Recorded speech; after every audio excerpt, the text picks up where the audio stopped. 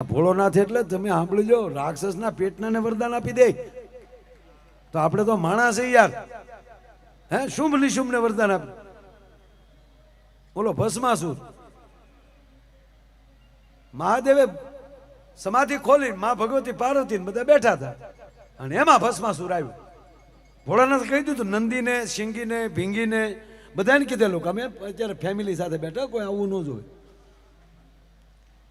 Security તોડીને આવ્યો, બોલો જેડ સુરક્ષા તોડીને આવ્યો. ભોળાનાથ કહે નંદી, તો નંદી આવ્યો ત્રાહ, બાપુ કોણી મારીને વહી આવ્યો, હું માથા ફેરે માણસ. એટલે ભોળાનાથ કે ભાઈ માગી લે, ફટાફટ માગે, અહીં અમારે કામ છે. એટલે ભોળાનાથને ઓલાએ કીધું કે હું જેની માથે હાથ મૂકું ભસ્મ થઈ જાય. તો ભોળાનાથ કે તથાસ્તુ, જા. તથાસ્તુ કીધું તો ભોળાનાથ કોઈ લાંબો હાથ કર્યો. ભોળાનાથ કહે ભાઈ તું આ ક્યાં કરે તું? અને પ્રભુ જે ભાગ્યા છે ભોળાનાથ, આગળ ભોળાનાથ ને વાહા ભસ્માસુર દોડ્યા જાય. ભોળાનાથ દોડતા દોડતા વડલે સડી ગયા. સુપ્રસિદ્ધ કથા છે સાહેબ. વડલા ઉપર ચડીને વિષ્ણુને હાથ કરે. આ ત્રણેયની એવું છે, બ્રહ્માને કામ પડે તો વિષ્ણુને બોલાવે, વિષ્ણુને કામ પડે બ્રહ્માને બોલાવે, એ બેયને તકલીફ પડે ભોળાનાથને બોલાવે. આ ત્રણેયની ત્રિપુટી છે. વિષ્ણુ દોડો, વિષ્ણુ ભગવાન કે આવી ગયા નકુસા માંગ લઈ. આય કાઢતો જોતા આવો આતંકવાદીના પેટનો ને કહી ગયો તો થાસ તું કે ભાઈ એવું કરવા આવો થાય ગાયકા. ભગવાન વિષ્ણુ આવ્યા તો ખરા, પણ સાહેબ 24 અવતારમાં એક અવતાર જેને મોહિની અવતાર કહેવામાં આવે.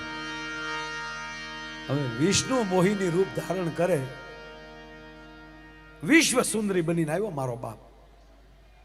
ભગવાન વિશ્વ સુંદરી બનીને તો આવ્યા, પણ સીધા ભસ્માસુરને આમાં નાસવાદ મળ્યા. વિષ્ણુ ભગવાન તા દઈ તકડે દિન તા તો ભસ્માસુર ભોળાનાથને ભૂલી ગયો. હાલે લે આ ક્યાં ના હતા.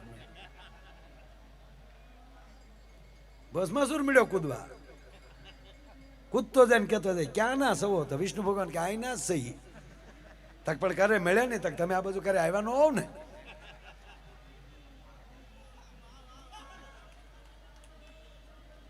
ભોળાનાથ સાહેબ આ બહુ ઓલી કથા છે. અમારે હનુમાનજીનું પ્રાગટ્ય થયેલું છે બાપા, એમાં નથી જવું મારે.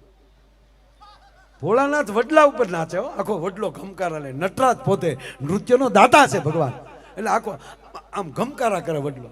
શાંતિ રાખે હા દીકરા, શાંતિ. આખો વડલો ઘમકારા લ્યો. ભોળાનાથ ઉપર નાચે, અહીંયા ભગવાન વિષ્ણુ મોહિની રૂપમાં અને ભસ્માસુર. એમાં ભસ્માસુરે કીધું કે લગ્ન કરવા. તો વિષ્ણુ ભગવાન કે આપણે ક્યાં ના પાડીશ, પણ અમારી એક શરત, અમારી એક શરત,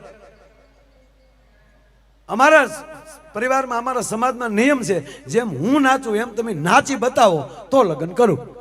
તો ભસ્માસુર કે સવાલ જ નથી ને. જેમ ભગવાન વિષ્ણુ મળ્યા નાચવા, એમ હામો ભસ્માસુર મળ્યો નાચવા. અને વિષ્ણુ ભગવાન નાચતા નાચતા એમ થયું કે હવે બરોબર ભસ્માસુર જામ્યો નાચવામાં. એ નાચતા નાચતા ભગવાન વિષ્ણુએ એનો હાથ એના માથા ઉપર મૂક્યો. તો ભસ્માસુર એનો હાથ એના માથા ઉપર મૂક્યો, પોતે ને પોતે બળીને ભસ્મ થઈ ગયો. તો ભોળાનાથ વડવાય પકડીને આવ્યા હાથ હાથ કરતા. વિષ્ણુ ભગવાનનું બાવડું પકડીને ક્યાં ક્યાં નહીં છો. અને ભગવાન વિષ્ણુ કહે છે કે હે મહાદેવ, તારે તો 15 નેત્ર છે, આ ખુલ્લી આંખે હું નહીં જોઈ તને દેખાય. એકવાર આંખ તો બંધ કર, કોણ જોઈને આંખ જા બંધ કરી તા તો વિષ્ણુને જોયા ભાઈઓ. ભોળાનાથ ભોઠા બહુ પીડ્યા. હું યાર કે હું યાર નહીં આંગળી નકુસામાંથી આવું ન કરું નહોતું નીકળી કાંઈ. આ એની લીલાઓ અપરંપાર છે મારો કહેવાનો અર્થ. અને એમાંય સાહેબ આ ભોળોનાથ એવો છે, ભવાની એવી છે. મને એટલી ખબર પડે સાહેબ કે એનું ભજન કરો. અને ગઢવી સાહેબ જ્યારે ભજનની પરાકાષ્ઠા થઈ જાય ને, આપણે જેમ માં મોગલ માંગલ માંગલ કરીએ ને, ત્યારે એ મઠમાં બેઠી બેઠી આપણા નામ ક્યાં ગયો મારો દીકરો, આ હામ હામું. જેવી રીતે ભરત રામ રામ કરે તો રામ પાછા ભરત ભરત કરે. એક નાનો પ્રસંગ મહાદેવનો લેવો છે. મલ્લિકા નામની આદિવાસી દીકરી, દક્ષિણની ઘટના બને છે એવું કે એ દક્ષિણના જંગલમાં ભાઈ નીકળે છે અને એમાં એને વાઘ ફાડી ખાઈ જાય. પણ મા દીકરીને એટલો બધો પ્રેમ અને કાયમ જયા પાર્વતીના વ્રત કરનાર્યું, મા પાર્વતીની ઉપાસના કરનાર્યું મા દીકરી બે, અને એમાં બને એવું દીકરીને જ્યાં ફાડી ખાધી, દીકરી પાછી ના આવી. મા દીકરીને ગોતે છે, મલ્લિકા મલ્લિકા મલ્લિકા કરતા કરતા એક દી એક રાત, બે દી બે રાત, અને ત્રીજી દીનો બપોર જા થયો, દીકરી ન મળી, ભૂખી તરસી મા એને ગોતે છે. પછી એનાથી જીરવાડું નહીં, મારી દીકરીની પાછળ મારો પ્રાણ આપી દઉં. ડુંગરની ટૂંક ઉપર ચડે છે મા, દસે દિશાઓમાં નજર ફેરવે પણ ક્યાંય દીકરી દેખાતી નથી. અવાજ કરે છે મલ્લિકા, અવાજ આવતો નથી ક્યાંયથી. પણ છેલ્લે નિર્ણય કર્યો કે આ પહાડની ટૂંક ઉપરથી પડી મારું આળખ્યું પૂરું કરી નાખું. નામ લીધું, હે ભવાની તારા વ્રત કરીશ બાપ. સાહેબ ગામડાના માણા ભોળા બહુ હોય, અને આ તો હાવ આદિવાસી વિસ્તાર, આદિમાનવ. પહાડ ઉપર લઈ જા, પડવા જાય. અને માં ભવાની શિવ પાસે બેઠા હતા. ભોળાનાથની રજા લેવા માં ખોટી નો થયા અને સીધા મલ્લિકાનું રૂપ ધારણ કરી લીધું પાર્વતીએ. પાર્વતી નહીં, મલ્લિકા બન્યા માં.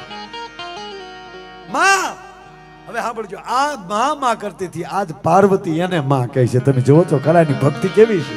મલ્લિકા બની ગયા માં ભવાની. માં હું આયા છું. માએ દોટ દઈ મલ્લિકા એમની દીકરીને બધ ભરી ગયા. બેટા ક્યાં હતી તું? ઘરે લઈ જાય. ટૂંકી વાત લઉં સાહેબ, માં દીકરીનો એટલો પ્રેમ. ભવાની મૂંઝાણા, હવે મારે જાવું કેમ? આ માને મૂકવી કેમ? ભોળાનાથે સમાધિ ખોલી તો જગ્યા ખાલી, કે આ દેવી ગયા ક્યાં? અને ભોળાનાથે સાહેબ સમાધિ લીધી, ધ્યાન કર્યું તો ભીલડીના વેશમાં ભવાનીને જોયા, મલ્લિકાના વેશમાં. અને અહીંયા પછી ભગવાન શિવ ભીલ બન્યા. સાંભળજો, એ ભીલ બન્યા.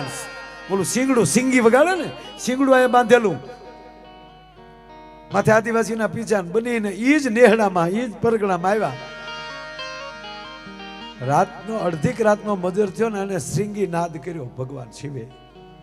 માં સમજી ગયા, હાલે લે વાહે આવ્યા. મને ખબર હતી આ ન રહીએ કે એકલા આવ્યા પાછા. લ્યો, બધાની નજર, રાતના નજર ચૂકવીને માં પાર્વતીજી શિવને મળવા જાય છે. બે વાતો કરે છે. માં એમ કે છે કે પ્રભુ માફ કરજો, પણ આ મારું વ્રત કરનારી દીકરી છે, મારી ભક્ત છે, અને એને દીકરી એટલી વાલી છે, હવે જો હું નીકળી જાઉં. ભોળાનાથ કે પણ તો દેવી અહીંયા નહીં રહેવાના. એટલે માં પાર્વતીએ નક્કી કર્યો આપણે તો બીજું શું કરવાનું, અહીંયા જ રહેવાનું. ભોળાનાથ ગળગળા થઈ ગયા, દેવી આવું ન કરો તમે, અહીંયા તમને કેમ ફાવે આ ચટણીનો રોટલો? કે બહુ મજા આવે, આ હું ચટણી વાટું છું, રોટલાય કરતા આવડી ગયું છે. અડધું તો મારી માએ મને શીખવાડી દીધું.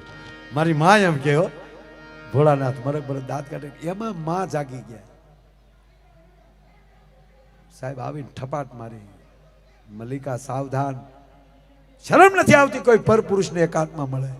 માં એ પરપુરુષ બીજું કોઈ નથી. મને જે વાઘ મારી વાહે થયો હતો ને, એ વાઘનો શિકાર આણે કર્યો હતો. એ આપણા જ ઇલાકાનો છે, આપણી જ નાતનો છે. અને ભગવાને વાઘાંબર પહેરેલું જોયે ને, વાઘનો સાંભળો પહેર્યો જોવા. એટલે મને ખાલી મળવા આવ્યા, બીજું કાંઈ નથી. એને મને મારા જીવનદાતા છે. તા તો પછી માં પરાયણ તો ભાઈ તારે આમ જો આવવું જ પડે મારા આમ. હવે ઘેરે આવે પછી ગોઠવાઈ ગયું, ત્યાં ઘેરે રોકાણ બોલાતા. ચટણી રોટલો ને ખાય. હવે માં પૂછે છે કે હે ભાઈ તારું નામ શું? માં પાર્વતી મલ્લિકા બનીને આવે છે ને, એ બોલી ગયા એનું નામ અર્જુન છે. હે, એનું નામ અર્જુન છે. પછી તો એના વિસ્તારમાં ભીલ સમાજમાં જે સ્પર્ધાઓ થાય એમાં સાહેબ આ નંબર લેતા જાય અર્જુન. અને આખા પરગલામાં નામ થઈ ગયું, ક્યાં બાત હે અર્જુન. પછી માગું નાખ્યું. એટલે આવડાએ કીધું તમે છો અમારા પણ અજાણ્યા છો, તમારા બાપુજી કોણ છે? ભોળાનાથ કોનું કે એ કે મારા બાપુજી છે મારા બાપુજી. પછી બતાવીશ કે તમે રહ્યો ક્યાં, અહીંયા બધે. એટલે પાછી મલ્લિકા એમ કે માં શું કામ તું અર્જુનને હેરાન કરી, એ આપણી ભેગા રહે. ભોળાનાથ કે તું ભેગા રાખવાની વાત ક્યાં કરે, આપણે નીકળવાની વાત. માં અહીંયા રહે કે સાહેબ છેલ્લે નિર્ણય થયો. ટૂંકી વાત લઉં, છેલ્લે કીધું કે ભાઈ આપણો મુખી ને એ બધા તો ઠીક છે, પણ આપણા જે ગુરુ છે આપણા સ્વામી, એ આપણા સ્વામી પાસે જાય અને સ્વામી હા પાડી દે એટલે ફાઇનલ, એટલે નક્કી. એનું નામ છે કાંઈક હું ભૂલી ગયો, દક્ષિણમાં મંદિર છે, પણ મૂળ કાર્તિકેય છે. ભગવાન શિવના મોટા દીકરા કાર્તિકેય, એ દક્ષિણમાં એ મંદિર છે, હું નામ ભૂલી ગયો એનું. તમે કોઈક સર્ચ કરીને જોઈ લેજો ભાઈ. મારા ગળા હવે આ છોકરાઓ બધા એવા છે ને જ્યાં પ્રોગ્રામ 100 કિલોમીટર સાંભળવા આવે.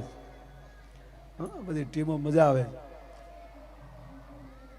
હવે ત્યાં જાતા હતા, એ ત્યાં જાતા હતા ને સ્વામીજી આમ જોઈ ગયા. હવે કાર્તિકેય તો ઓળખી છે ને, આપણે બે જોઈ જાય કે આ તો આપણો ઘરનો સ્વામી છે. એને પૂછવાનું હતું કે આ બે મલ્લિકા અને અર્જુન લગ્ન કરે. પણ આમ જા કાર્તિકેય મહારાજ સામે આવ્યા હતા તો કાર્તિકેય દોટ દીધી. ભોળાનાથ ઈશારા કરે, પણ કેમ રહી શકે, પગમાં પડે છે. ભીલ લોકો એટલું કહે છે, અయ్યો સ્વામી તમે આ શું કરો છો? કે ગાંડા થાવમાં આ મલ્લિકા અને અર્જુન નથી, આ શિવ અને પાર્વતી મારા પિતા છે. અને હે ભીલ કન્યા બેન, તું જે તારી દીકરીના વિયોગમાં મરવા જાતી હતી તે મારી માતાની ભક્તિ કરી, પણ ધન્ય તો જો મારી માં પાર્વતી તારી દીકરી થઈને તારી ઘરે રહી. તા તો પછી આખો પરિવાર બાપુ પગમાં આળોટે છે. પછી કહે છે કે માગી લ્યો. જ્યારે કાર્તિકેય મહારાજ એટલું કહે છે કે હું જે શિવલિંગની પૂજા કરું છું એમાં આપ બંને જ્યોતિ રૂપે એમાં બિરાજો, અને આ વિસ્તાર એને મલ્લિકા અર્જુન તરીકે આ શિવલિંગને ઓળખશે. એનું નામ એ મલ્લિકા અર્જુન હતું. મારો કહેવાનો અર્થ, આ મહાદેવની પૂજા કરવાથી પીડા જાય, મલ્લિકા અર્જુનને ભજવાથી સંબંધ થાય, નાગેશ્વરને ભજવાથી વંશ વેલો વધે. આવા 12 જ્યોતિર્લિંગની અલગ અલગ કથાઓ છે, પણ આપણે ભાગશાળી એ છીએ કે આપણને સોમનાથ પ્રથમ જ્યોતિર્લિંગ આ ગુજરાતને મળ્યું છે સાહેબ. એનો આપણે આનંદ છે. એટલે તખતદાનજીની શૈલી કડી ગાય અને પછી આપણે કાર્યક્રમના વિરામ બાજુ આપણે જાશું. કારણ કે હું ઘડિયાળમાં જોયું ત્યારે ખબર પડી આજ કઈ નક્કી આ 1.5-2 કલાક પાછી ક્યાંય લીધી બોલો. પણ રામ કૃપાએ ને રોજ દિવાળી આવા રંગ ના ટાણા રે, પણ આવા હારા કામ કરે હે એની કોઠીએ કોઈ દી ખૂટે નહીં દાણા રે. પણ અલગારી કે આળસુ થઈને ને આળસુ રે, મોજ મારે મોજ મારે મોજ મારે રે, જીઓ જીઓ મોજ મારે મોજ મારે મોજ મારે રે.